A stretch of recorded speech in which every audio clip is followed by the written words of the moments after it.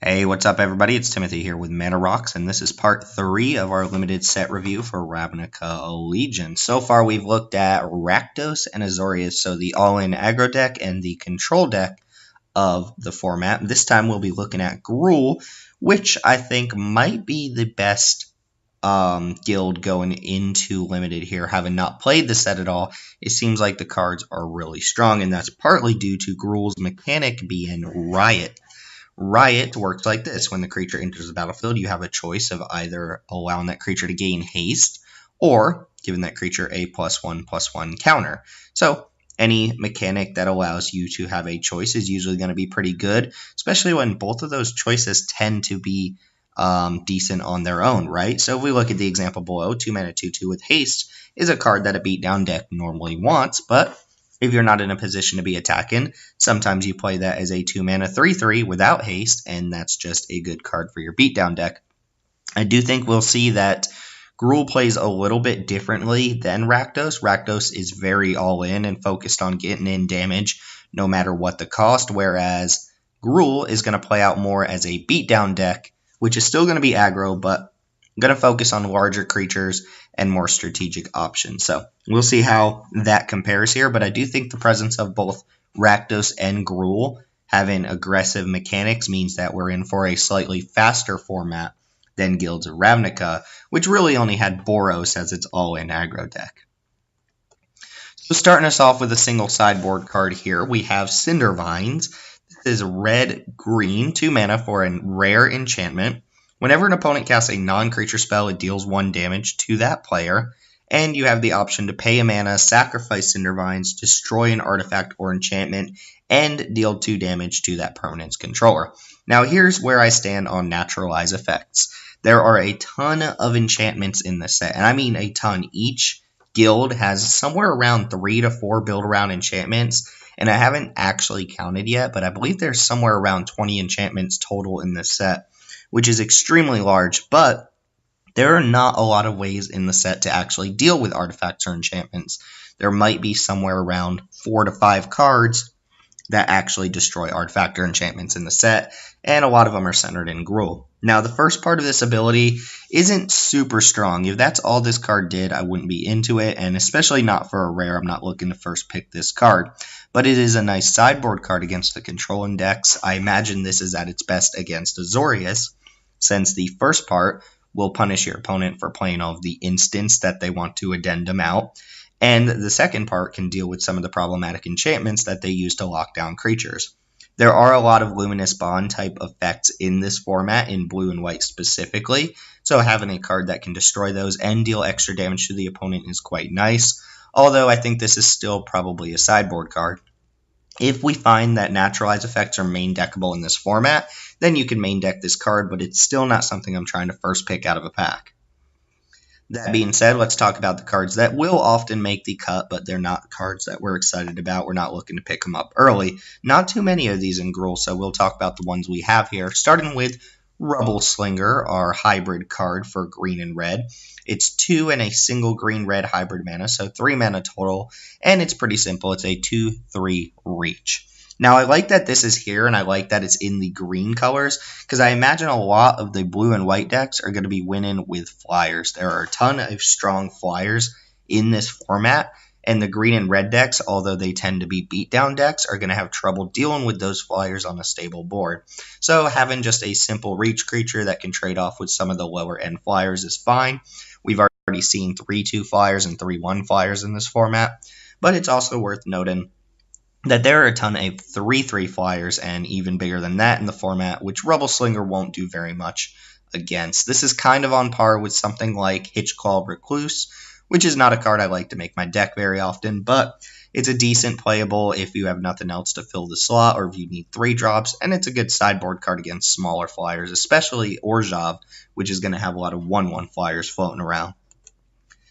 Burning Tree Vandal is next. It's 2 and a red for a 2/1 common human rogue, and it has Riot, so again, quick reminder, that means you can either have this come down as a 3/2, or you can have it come down as a 2/1 with haste, so choice is up to you. Whenever it attacks, you may discard a card, and then draw a card. So it rummages on attacks whether it's a 3-2 or a 2-1. I think most of the time you're going to want this to be a 3-mana 3-1. If you play this as a 2-1 with haste, it's probably going to trade off. Rummaging doesn't really accomplish too much unless you have a game plan for it. It does make your hand a little bit better, but overall the stats on this card are not great. It's a glorified halberdier, fearless halberdier from Guilds of Ravnica, which is probably one of the worst cards in that set. And I don't think either stat line here is really justified by the rummaging ability. It's nice to have that on top of it, but giving this creature haste gives it really bad stats.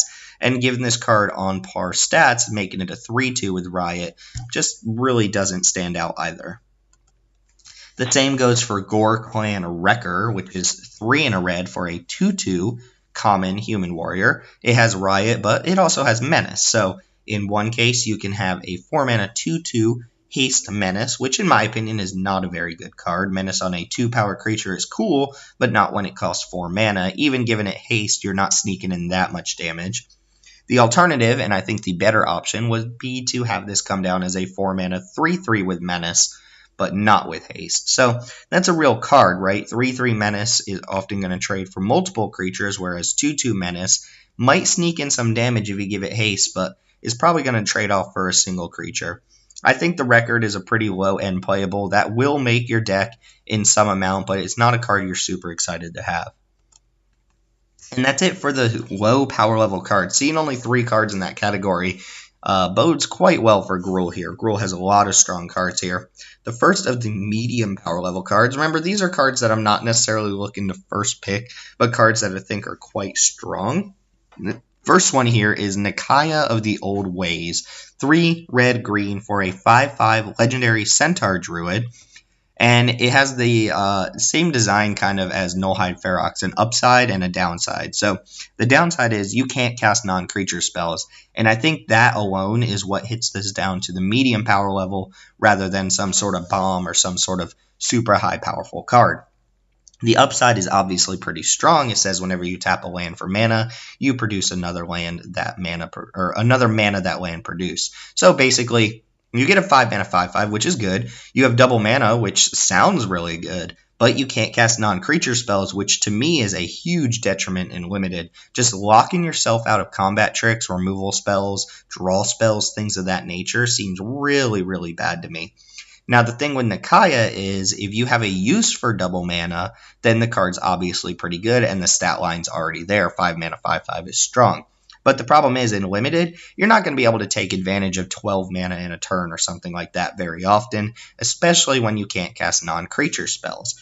A lot of times when I play double mana effects or anything that gives me just an excess of mana I normally wouldn't have, I want to couple that with draw spells. I want to couple that with my non-creature spells that do great effects. I don't just want to dump out a couple more creatures that I would have been able to cast anyway because I already have 6 mana. So I think if you look at this card and you think the double mana is extraordinary, you really need to take a step back and ask yourself, would I be able to cast my spells anyway without double mana, and does it hurt me a lot to have non-creature spells locked out for me? If the answer is yes, then this card takes a huge hit, and it's basically a 5-mana 5/5 vanilla with downside. Even if you hold mana up, your opponent knows you can't do anything, so this is not the type of card I like to play with very often. Of course, you could always run a deck that has like 21 creatures and maybe 2 non-creature spells, in which case you're incentivized to use your non-creature spells as early as possible, so that when Nakiya comes down, you don't have to worry about having cards stuck in your hand. But I don't think the card is great. Last note about Nakiya here is that I think it actually plays very well splashed into Simic.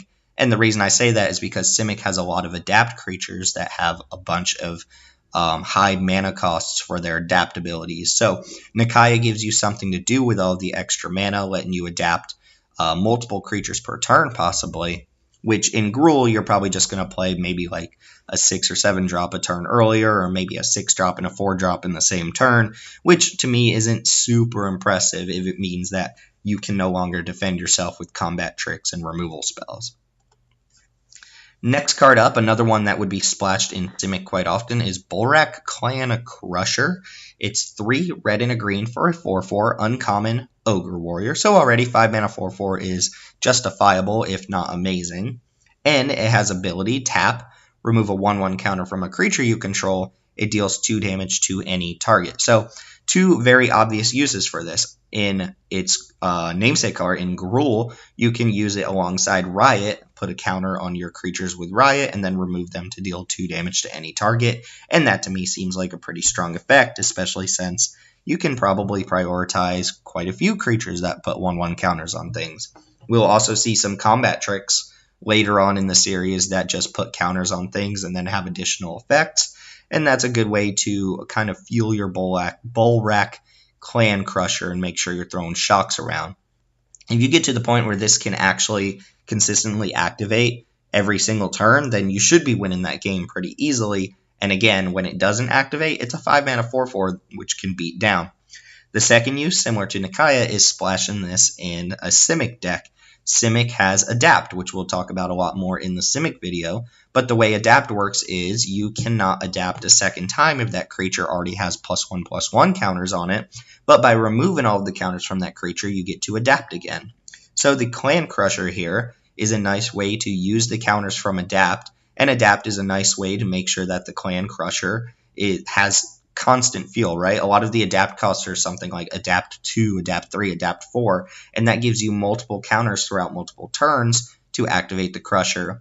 And again, I believe if you get to a point where you're activating Crusher turn after turn, you should be easily winning whatever game you're playing. Following up Crusher, we have a Rhythm of the Wild, one of our enchantments here. It is 1 red and a green for an uncommon enchantment.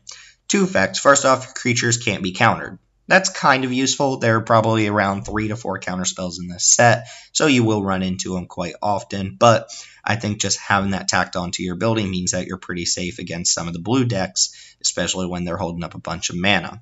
The second ability, and I think the more important ability on Rhythm of the Wild, is that your non-token creatures have Riot. So every time a single creature enters the battlefield, you can either have it gain haste or put a 1/1 counter on it, depending on whether you have a good attack or not. The thing here is Riot stacks. So if you have a creature that already has Riot and it enters the battlefield and triggers Rhythm of the Wild, you get to Riot twice, which means either 2 counters or give it a counter plus haste, or if you really want to meme your opponent, you can give it haste twice. Rhythm of the Wild to me seems like a card that should be picked up pretty early. Keep in mind it doesn't work with tokens, but there's not really a lot of token generation outside of Orzhov here, and I think this card is going to be quite good. The more aggressive your deck is, the more likely you are to want Rhythm of the Wild. Frenzied Aring is a card that's actually very strong for a common. This was our preview card for Riot. It was 2 red-green for a 3/3 common Cat Beast with Riot and Trample. So right there you have, at minimum, a potential 4-mana 4/4 with Trample, or if you want to give it haste, then you can go ahead and do that. I do think more often than not you're probably going to put counters on the creatures you have with Riot, unless you have a clear attack that turn, but for the most part, for longevity, for the sake of making sure you have a good late game, you're probably going to Riot out counters more often than you will haste. It's all dependent on context, right? Trample on top of that is quite nice. 4-mana 4/4 Trample as a common is a very strong card. But we also have an activated ability here. So triple upside on your 4-mana 3/3. For 4 red and a green, it gets +3/+0 until end of turn, which to a lot of people may not seem super impressive, but it's upside, right? It's a mana sink. Gruul doesn't have as many mana sinks as a lot of the other archetypes or other guilds do in this format, so just having somewhere to sink your mana and deal extra damage is nice. I don't think you're ever going to get to the point where you're double activating the Arings, but +3 gives this thing potentially 7 power worth of trample, and 4 toughness means your opponent's going to probably have to throw at least 1 big creature or multiple small creatures in front of it, and you're probably still going to get trample damage. So if this card goes unanswered, it's going to destroy your opponent, and if it does go answered, you're still probably getting damage in, which is quite a bit of work out of a common. Gravelhide Goblin is our, I guess, activated ability cycle card for Gruul. It's 1 in a red for a 2/1, so kind of bear that's a little bit more vulnerable here, but that's fine. And the activated ability is 3 in a green. It gets +2/+2 until end of turn. This isn't an exciting card, but I think it's going to play out just well. The reason I think this is a medium power level card is I'm thinking about something like Devkar and Dissident from Guilds of Ravnica, which didn't look very good, but ended up playing just fine as a 2-drop, right? If you want 2-drops in your deck, if you're looking to curve out, then this card will do just fine. You could play it in Rakdos, but it's not very good there. You're looking to play this in Gruul, and just like the Arings, it gives you a mana sink, which you might conceivably double activate by the course of the game, by the end of the game. It is worth mentioning, too, that green has a lot of ramp outside of the guild-specific cards, which we probably won't see here, but that helps these activated abilities and make sure you get to the point where you might be able to double activate them. So not an exciting card, but a card that I think is going to play out just fine.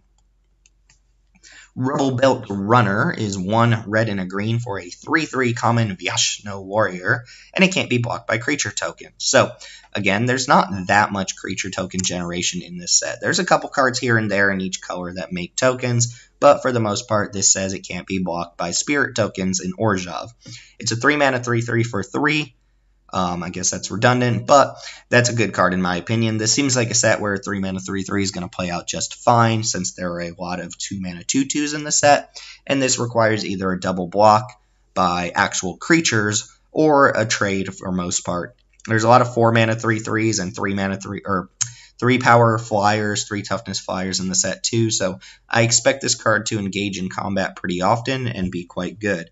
I don't know that it's an actual payoff for being in Gruul, since its ability is not unique or anything like that, but it has a good stat line for its mana cost, and that right there makes it a fine card.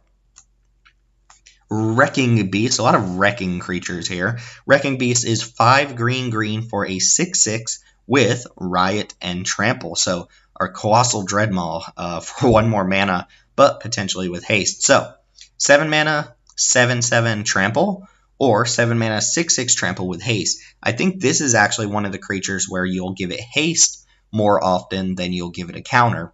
And the reason I say that is on a really big stat line, especially with Trample, you may not necessarily need any extra help.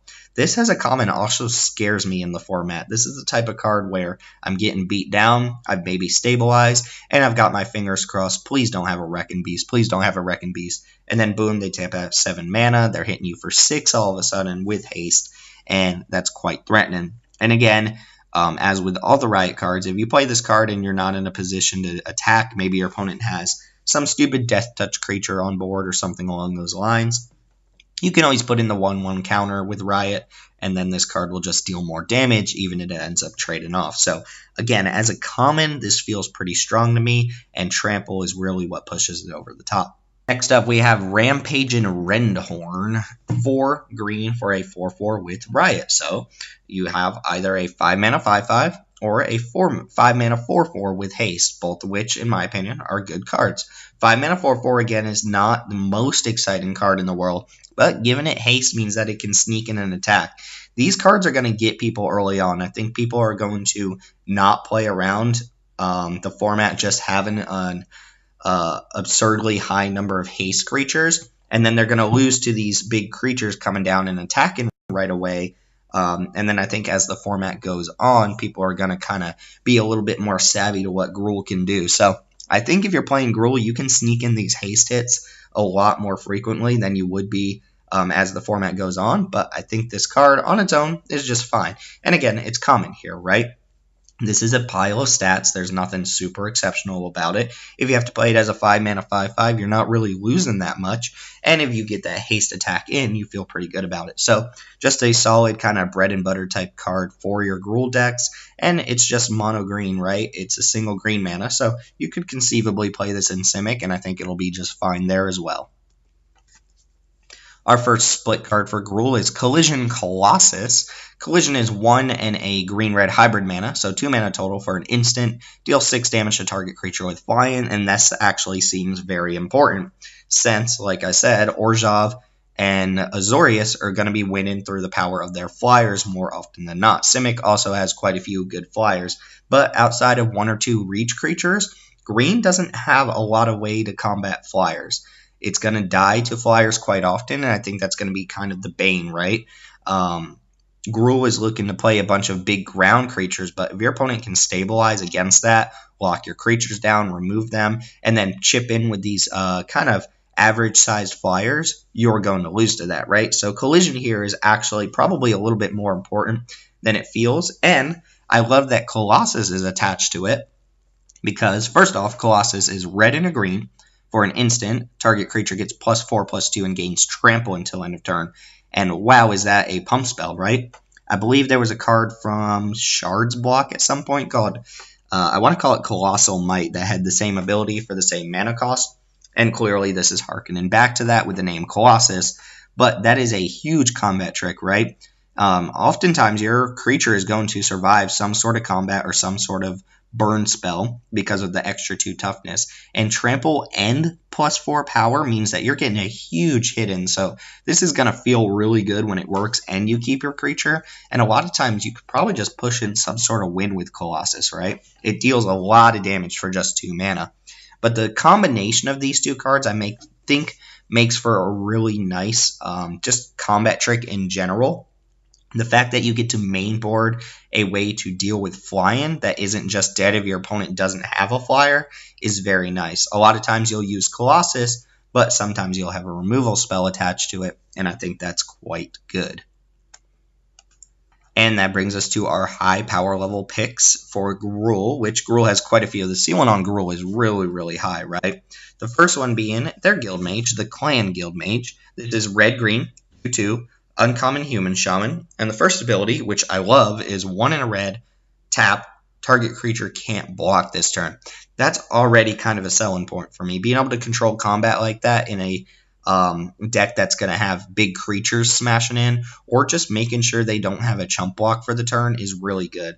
This seems like it's going to play well against all of the death creatures, or rather death touch creatures floating around in the format. And there's quite a few, probably around 4 to 5 death touch creatures or ways to give death touch in this format. So the Clan Guild Mage lets you kind of control that a little bit more than, say, Selesnya had control over in Guilds of Ravnica. Also, you might be able to just snipe down a afterlife creature and make sure they can't get any value off of it by chump blocking with that either. The second ability, 2 in a green, tap, target land you control becomes a 4/4 elemental creature with haste until end of turn, and it's still a land. If you've never played with a card like this before, the haste is just there so you don't have to kind of pick and choose which land came into play that turn. You can just animate whatever, and it'll be able to attack. This is a nice way to use a bunch of lands. If you get flooded later on, you can use this to turn your lands into attackers, and they're pretty strong attackers. 4/4s are no joke, right? That coming in turn after turn is really going to pressure your opponent. So I think the combination of abilities here is very nice. You can control combat a little bit with the first ability, and you can threaten extra damage a little bit with the second ability, and all of this attached to a bear is very nice. So this seems like one of the better guild mages in the format, especially since it plays well in the actual guild it's in. Gruul Spellbreaker is next. This is 1 red-green for a 3/3 rare Ogre Warrior. It has Riot, so either a 3-mana 4/4 or a 3-mana 3/3 haste. It has trample, so sorry, you're not chumping, you spirit tokens. And it says as long as it's your turn, you and a Gruul Spellbreaker have hexproof. Now, I think people are going to look at that last ability and say, wow, what a bomb. This card's amazing, right? And it's very good, but I don't think it's quite a bomb territory, right? 3-mana 3/3 haste is a card that we see at common and uncommon quite frequently, so that's clearly not bomb territory.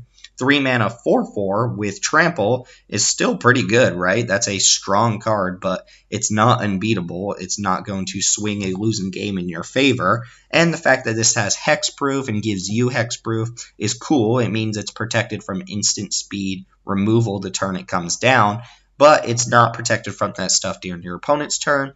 And even if it gets one big swing in, you're probably still going to bite the bullet when it comes to your opponent's turn. So I think this card is very good, and I'm first picking it quite often, so maybe it should be bumped up a category, but I don't think it's game-breaking. It's a nice combination of abilities, but compared to some of the commons and uncommons that we've already seen in this video, I don't think it's that much better than most of those.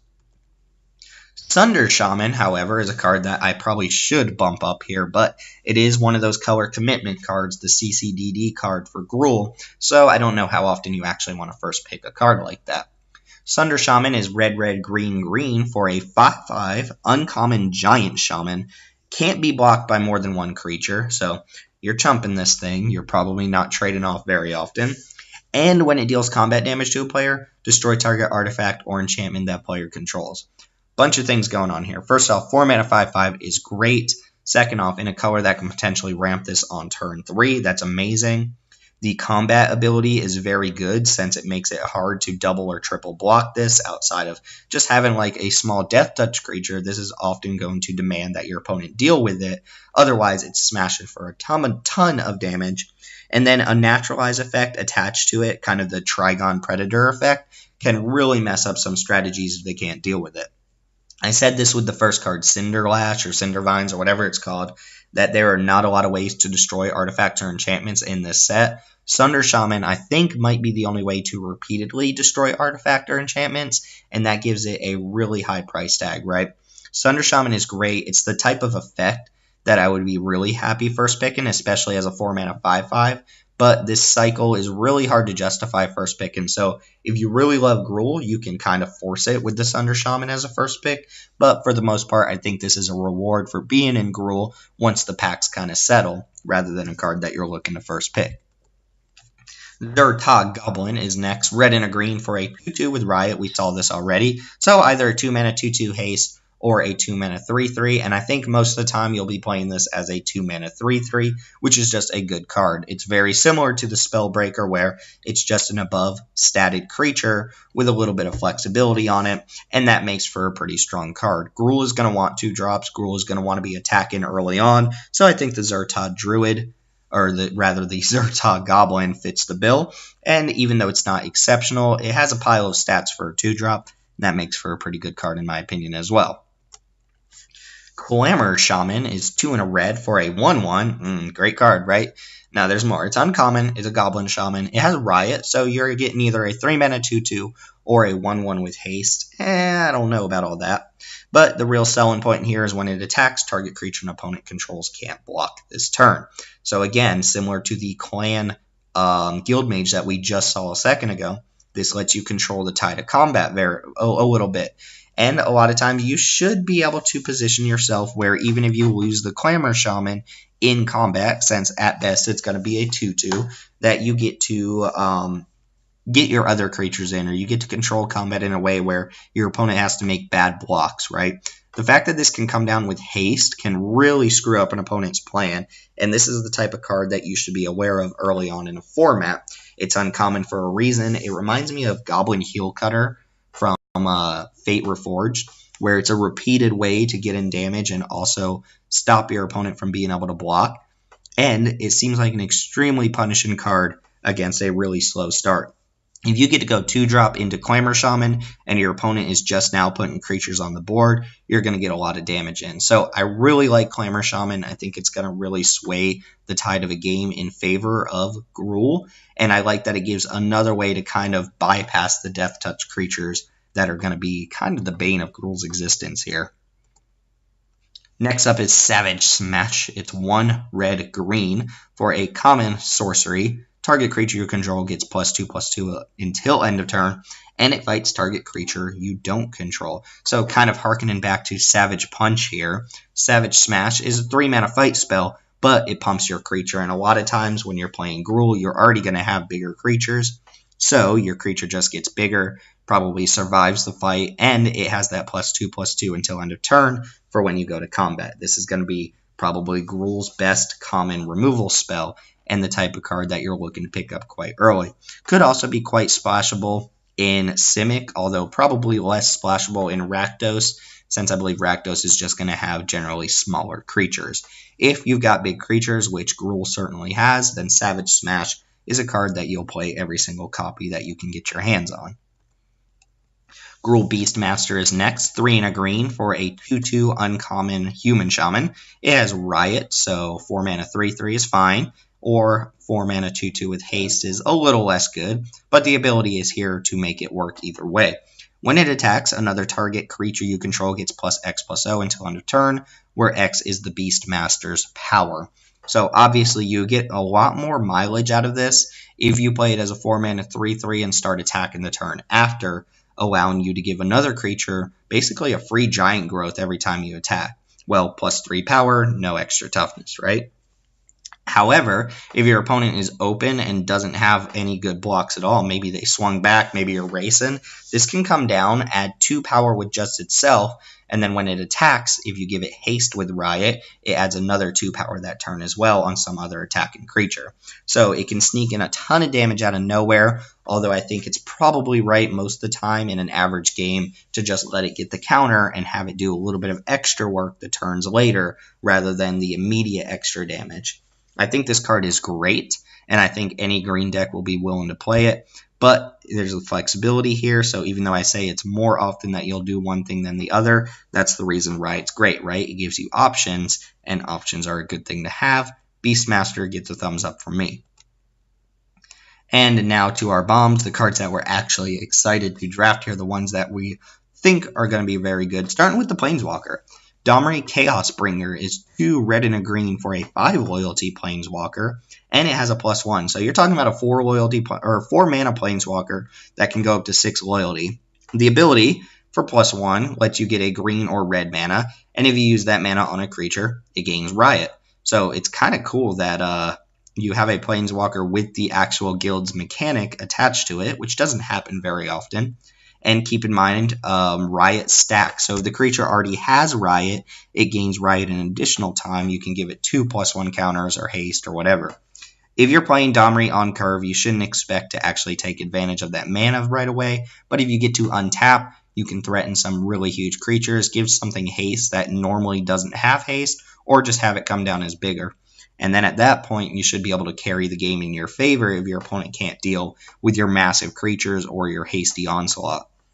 The -3 lets you look at the top 4 cards of your library, put 2 creatures in your hand, and put the rest on the bottom. This is fine, but looking at the top 4 means you are going to brick on this some amount of the time, or you'll only get 1 creature. And it is a -3, so Domri Raid will likely die if this is all you do. If you play this -3 Domri, then yeah, you might draw some cards, and that's fine, but you should expect Domri to die after that, right? Domri is one of those Planeswalkers that's insane on a stable board and not particularly good outside of that, since it doesn't really protect itself the turn it comes down unless you're casting a cheap creature with the +1. But if at worst you play it and it cycles you into 2 more creatures and then it dies and soaks up some damage from the opponent, that to me is already great. And then the -8, if you're just crushing the opponent, gives you an emblem that makes a 4/4 beast with trample at the beginning of each end step, and that's your end step and your opponent's end step. So if you get to -8, you should have no problem beating your opponent, assuming you're not at 1 life and they have a flyer on board or something like that. But honestly, if you get to -8, you're probably already winning that game. Same thing we can say about a lot of Planeswalkers. If you get to play this and then ++++++, and your opponent can't deal with the card, you're probably in a position where you're already winning. So ultimates in Limited, not as insane as they seem, but definitely wraps up the game if you get to -8.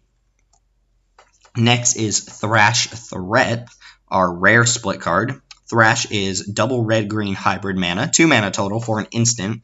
Target creature you control deals damage equal to its power to target creature or Planeswalker you don't control. So ruling out the whole Planeswalker thing here, this is an instant speed Rabid Bite, and that is very good card.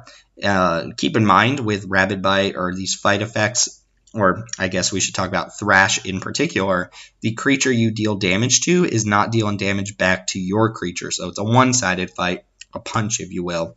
And that means that this is just 2 mana removal spell. It is creature dependent. You do have to have creatures on board, so all of the same problems I have with cards like Prey Upon and Rabid Bite apply here, but come on, you're playing Gruul, you're playing Limited, you should not have that much of a problem getting a creature on board, and especially a big one for Thrash to be good. So already, Thrash is a card that I'd be excited to first pick, and the fact that it's all hybrid mana means it fits into other categories too, right? That you can play this in Rakdos where it'll be a little bit weaker, and you can play this in Simic where it'll play out just fine.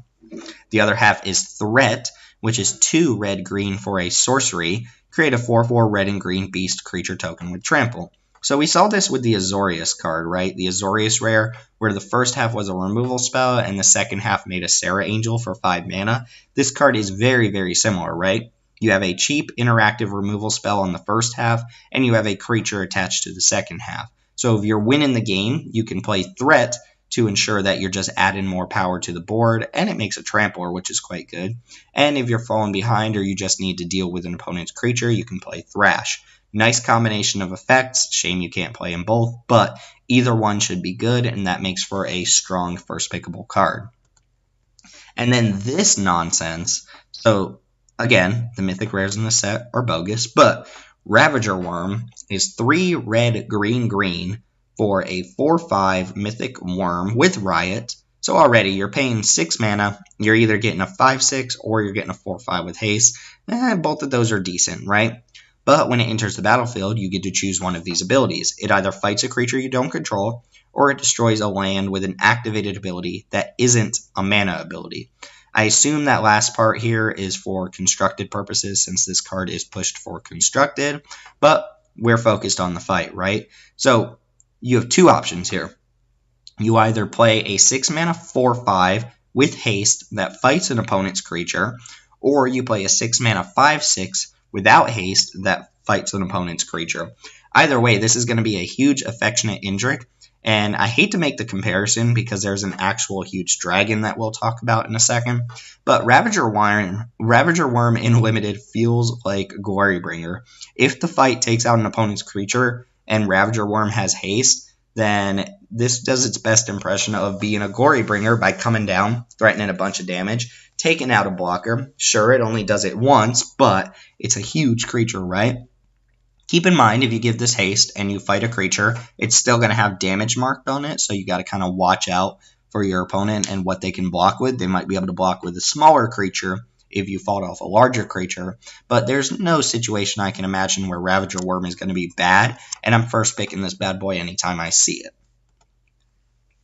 Finally, we have Skarrgan Hellkite, which is 3 red for a 4/4, also mythic rare, which means it's Busto.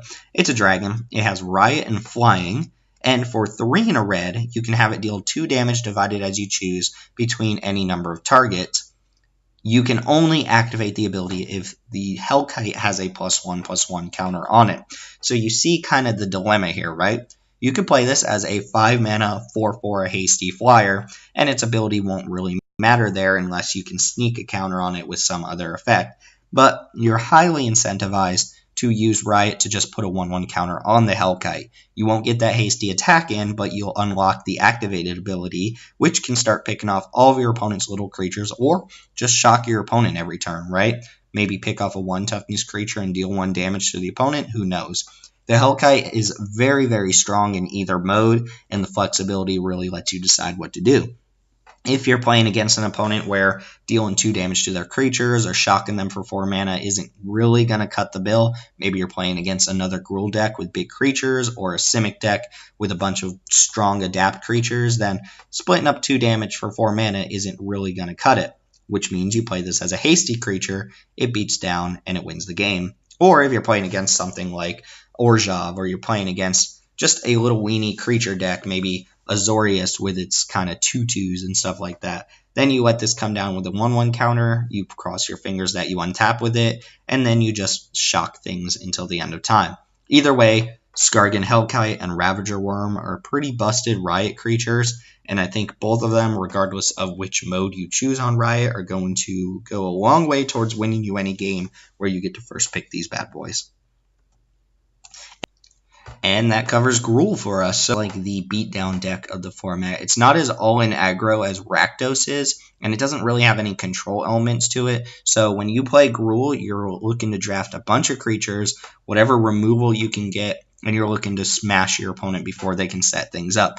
Keep in mind, similar to how Selesnya and Golgari had trouble with Death Touch in Guilds of Ravnica, I expect Gruul to have trouble with Death Touch, and specifically Flyers, in Ravnica Allegiance. So the fact that they had a split card with a destroy target flyer mode on it is really harkening to the problems that you might have against flyers and other sorts of evasive creatures if you end up playing Gruul. But your game plan is pretty simple. Play above curve creatures, smash your opponent, and get them dead.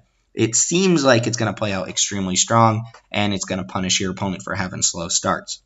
Anyway, with all that being said, this was part 3. We'll be back with Orzhov for part 4 of our Ravnica Allegiance set review, and then we'll wrap up with Signet before we go over all the rest. So stay tuned. We've got a grindy one on our hands next time.